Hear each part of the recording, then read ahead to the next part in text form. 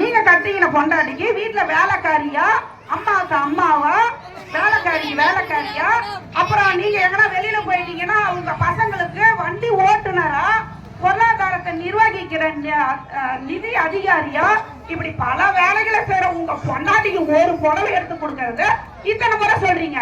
காலையில இருந்து சாயந்தரம் வரைக்கும் வேலை செய்யற பொண்ணுங்க உங்களை என்ன சொல்றது சொல்லுங்க பாக்கலாம். நீங்க எல்லாம் விழா காலம் வந்துட்டா கஷ்டப்படுறீங்கன்றீங்க. நான் சொல்றேங்க, பெண்கள் தான் கஷ்டப்படுறாங்க. காலையில எழுந்ததுல இருந்து தூங்கும் போது நைட்டுந்தே இத்தனை பேர் இருக்கிறமே, இவங்க பேருக்கு எத்தனை என்ன டிஃபன் செய்யறது, மத்தியானம் என்ன சாப்பாடு செய்யறது, இந்த மாதிரி யோசனை எல்லாம் போயிட்டு இருக்கும். இவரு சொல்றாரு 48 நாளா இங்க குடோன் போட்டு சாப்பாடு போட்டாங்களாமா. இந்த 48 நாள் ஆண்கள் சாப்பாடு செஞ்சதையே சொல்லி காமிக்கிறீங்களே, வருஷம் 365 நாள் அவங்க கணக்கு போட்டு இப்ப பேசுங்க யாராவது.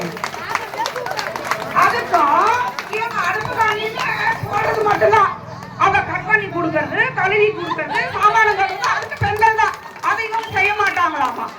வேலைக்கு போனோமா பெண்கள், சம்பாதிச்சு கொண்டு கொடுக்கணுமா, ஆனா அவங்களுக்கு வீட்டுல சின்ன சின்ன வேலை செய்யறதுக்கு இவங்களுக்கு அவ்வளவு கஷ்டமா இருக்கலாம். எங்கீங்க இருக்கு பெண்களுக்கு இங்க மகிழ்ச்சி?